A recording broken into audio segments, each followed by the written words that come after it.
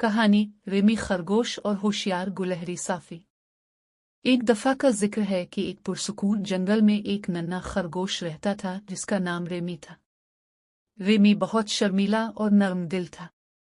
इसकी नरम सफेद खाल और बड़ी बड़ी तजस्सुस भरी आंखें थीं। इसे खिले मैदानों में उछलना और क्लोवर के पत्ते चबाना बहुत पसंद था, लेकिन वो अक्सर मुसीबत में फंस जाता क्योंकि वो बहुत ज्यादा भरोसा करने वाला था। एक दिन धूप भरी सुबह को रेमी जंगल के किनारे रस भरी गाजरें तलाश करने निकला। जैसे ही वो उछलता उछलता जा रहा था, वो अचानक एक गहरे गड्ढे में जा गिरा जो पत्तों से छुपा हुआ था। इसने बाहर निकलने की कोशिश की, मगर गड्ढे की दीवारें बहुत ऊंची और ढलवान थीं। वो नहीं, मैं बाहर कैसे निकलूंगा? रेमी ने परेशान होकर कहा। इतने में एक होशियार गुलहरी साफी को रेमी की आवाज सुनाई दी। साफी अपनी चालाकी और मसले हल करने की सलाहियतों के लिए जंगल में मशहूर थी।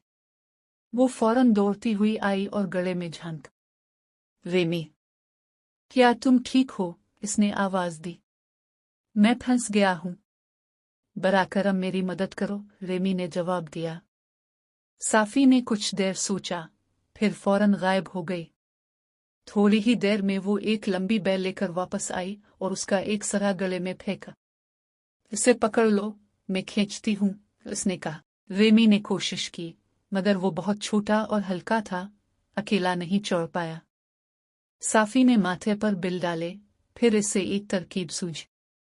इसने अपनी कुछ गुलहरी दोस्तों को बुलाया और सबने मिलकर बैल को जोर से खींचा। आहिस्ता आहिस्ता रेमी को बाहर निकाल लिया गया। रेमी घास पर आ गिरा, थोड़ा चकराया हुआ लेकिन बेहद शुक्रगुजार। शुक्रिया साफी, तुमने मेरी जान बचाई, साफी ने मुस्कुरा कर कहा। मिलजुल कर काम करने और थोड़ी सी अक्ल से हर मसला हल किया जा सकता है। इस दिन के बाद रेमी और साफी बेहतरीन दोस्त बन गए। रेमी ने एहतियात बरतना सीख लिया और साफी हमेशा नई मुहिम के लिए तैयार रहती, और यूं उनकी दोस्ती जंगल की एक मशहूर कहानी बन गई।